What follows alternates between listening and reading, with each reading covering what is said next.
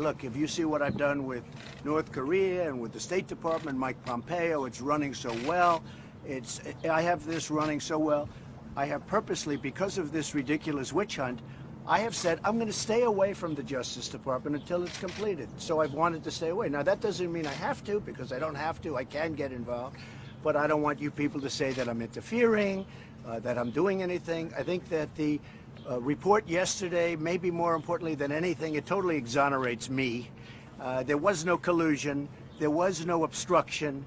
And if you read the report, you'll see that. What do you do with that? Why, sir? Excuse me, wait. What you'll really see is you'll see bias against me and millions and tens of millions of my followers. That is really a disgrace. Why are you lying about the OG report? You said nothing about you, sir. And yet, if you look at the FBI and you went in and you polled the FBI, the real FBI, those guys love me and I love them. You have spoken so passionately about the circumstances that led to Otto Warmbier's death. Yeah. In the same breath, you're defending now Kim Jong-un's human rights records. How can you do that? You know why? Because I don't want to see a nuclear weapon destroy you and your family. Well, and by the way, you've declared the nuclear threat from North Korea is over. I don't want to see a nuclear weapon destroy you and your family. I want to have a good relationship with North Korea. I want to have a good relationship with many other countries. And what I've done, if you remember, if you're fair, which most of you aren't, but if you're fair, when I came in, people thought we were probably going to war with North Korea. But if we did, the threat is over. Is it over? Quiet. If we did, millions of people would have been killed.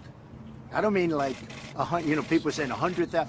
Seoul has 28 million people 30 miles off the border. You would have had 30, 40, 50 million people killed. Who knows what would have happened? I came in, that was what I inherited. I should have never inherited. That should have been solved long before I got there. I did a great job this weekend. The fake news said, oh, you met. The only thing they saw that I gave up. One broadcast said, he gave up so much. You know what I gave up? I met. We had great chemistry. He gave us a lot. You haven't had a missile test in 7 months. You haven't had a firing. You haven't had a nuclear test in 8.5 months. You haven't had missiles flying over Japan.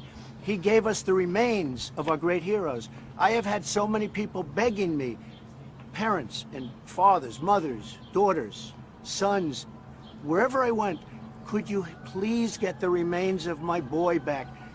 They're giving them back. Nobody thought that was possible. Sir, the parents of Korean War veterans are over 110 years old. They're doing so much for us. And now we're well on our way to get denuclearization. And the agreement says there will be total denuclearization. Nobody wants to report that. So the only thing I did was I met. I got along with him great. He is great. We have a great chemistry together. That's a good thing, not a bad thing. How can Kim love his people if he's killing them? I can't speak to that. I can only speak to the fact that we signed an incredible agreement. It's great. And it's going to be great for them, too, because now North Korea can develop and North Korea can become a great country economically. It can become whatever they want, but there won't be nuclear weapons and they won't be aimed at you and your family. We now have a very good relationship with North Korea. When I came into this job, it looked like war, not because of me, but because if you remember the sit down with Barack Obama, I think he will admit this, he said the biggest problem that the United States has, and by far the most dangerous problem, and he said to me that we've ever had because of nuclear, is North Korea. Now that was shortly before I entered office. I have solved that problem. Now we're getting it memorialized and all. But that problem is largely solved, and part of the reason is we signed, number one, a very good document. But you know what? More importantly than the document, I have a good relationship with Kim Jong-un. That's a very important thing. I can now I can now say, well, we have a problem. I told him, I gave him a very direct number. He can now call me if he has any difficulty. I can call him. We have communication. It's a very good thing. People are shocked that this is the kind of, they thought Trump was going to get in, he was going to start throwing bombs all over the place. It's actually the opposite. Well, but we're building a military so strong, $716 billion. next year, 700 this year. We're building a military so strong, nobody's going to mess with us. But you know what? I never want to have to use it. Mr. President, do you agree with children being taken away from? No, I hate it. I hate the children being taken away. The Democrats have to change their law. That's their law. That's your They law. will Why do you keep lying about it, sir? That's the Democrats' law. We can change it tonight. We can change it right now. I will leave here. No.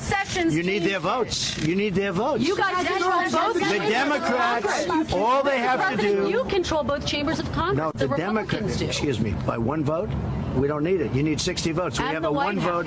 Excuse me. We need a one vote. We have a one vote edge. We need 60.